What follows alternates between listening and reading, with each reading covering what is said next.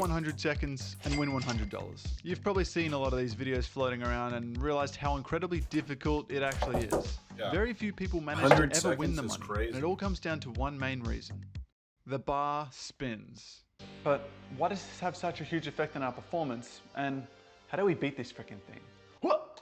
Like being a stripper, chocolate. dog. Well, as someone that has beaten this challenge and taken home the cash money prize, I actually use a technique which nobody seemed to talk about on YouTube. And it is the sole reason why I've been so successful. I think just juggling these avocados on camera for the sake of making the video more entertaining while you explain the concept of this video is the greatest thing I've ever seen a creator do. You're awesome. Because at the end of the day, there are three main factors which will determine your success on the spinning bar challenge. Number 1, the texture of the bar.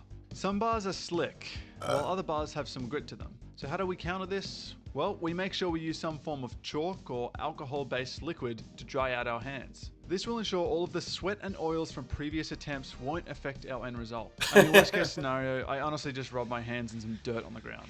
Trust me, it helps. Number 2, the thickness of the bar. Worst This case will scenario. vary between location to location, and as you would imagine, the thicker the bar, the more difficult the challenge, and unfortunately, there really isn't that much you can do about it. And number For 3, sure.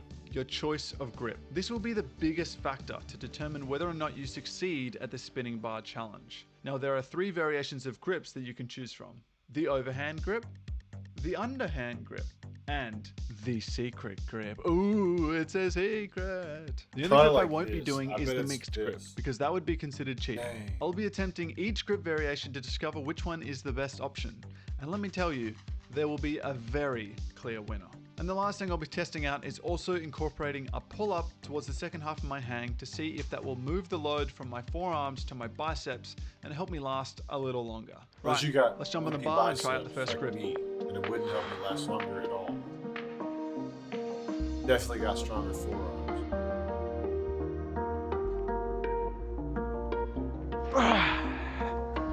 Not great, if I'm gonna be honest.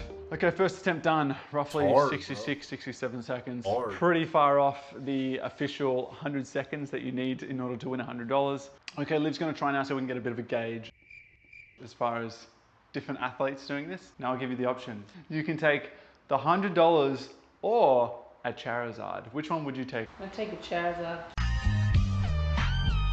She knows she's not gonna get played. You thought she was gonna pick the $100, bucko?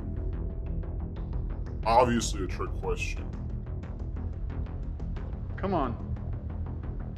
Ooh, But that was nah, I can't solid. have known, And I also bro. got my housemate Fred to try the challenge just 6 weeks after he broke his back. Shout out Fred, dog. Spawn's about to snap. Spawn's about to. Hopefully that gives you a bit more of a reference with Olivia and then Fred. I moved straight into testing the next grip, which is the underhand grip. Why did he do that thing with his head? Way hard. So pump. His So arms pump, are so very pump. long. Not amazing results. I was hoping for better. I'll be interested to see how the reverse grip pull-up edition compares to that result just there. So Next up was testing to see if pulling up halfway through the hang helps at all. We only got 20 seconds last time, so halfway through it'd be like 10 seconds in. Nah. Okay, so coming off the back of that, I think it definitely helps to do some sort of pull-up. I kind of moved into a bit of a front lever position before I pulled all the way up. And I think I'll continue doing that moving forward. So the reason you're all here, what is the secret grip which I use to win the $100 at the carnivals? It's called the hook grip, and it's where you place your thumb under your fingers instead of on top.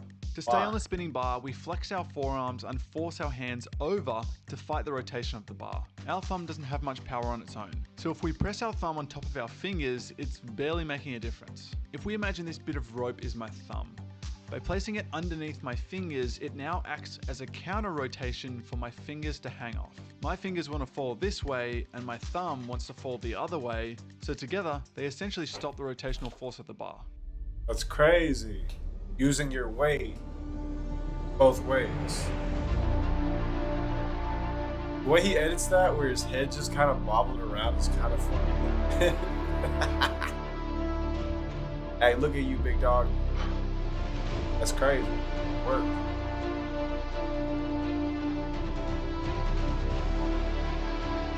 I should see how long it can go, I guess.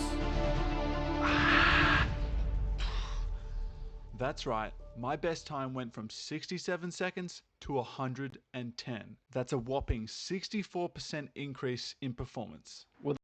I wonder if he like did research to figure out that that would work beforehand, or if he just was trying different methods and that's what he came up with. There you have it. The hook grip is the clear winner. Granted, you have a bigger hand, it's going to be easier. But obviously my partner Olivia did it in the carnival last year, so it can easily be done by anyone. Oh, I'm sorry. I'm sorry. I went to kick your bum and you put your hands behind you. Is it okay? Put some ice on it. I'm sorry. Hang for 100. What a dick. Y'all see him assault his girlfriend? I'm just kidding. I hope that y'all have a good rest of your day. Peace out.